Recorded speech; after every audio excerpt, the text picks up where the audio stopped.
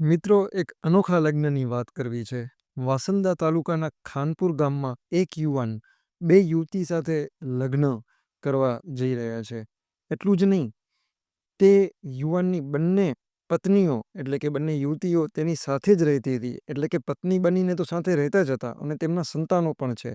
વાત છે વાસંદા તાલુકાના ખાનપુર ગામે રહેતા મેઘરાજ રામભાઈ દેશમુખની.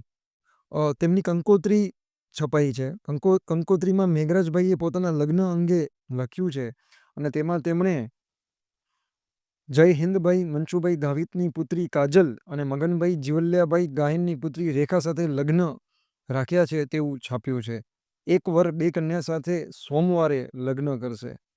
કાજલ સાથે મેઘરાજભાઈની સગાઈ 2010માં થઈ હતી અને રેખા સાથે 2013માં થઈ હતી. ત્યારબાદ બંને યુવતી મેઘરાજભાઈ સાથે ખાનપુરમાં પત્ની તરીકે રહેતા હતા.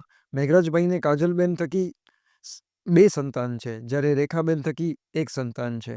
એટલે કે આ ત્રણેય સંતાનો માતા પિતાના લગ્નમાં ઉપસ્થિત રહેવાના છે. છે ને મિત્રો અનોખો કિસ્સો?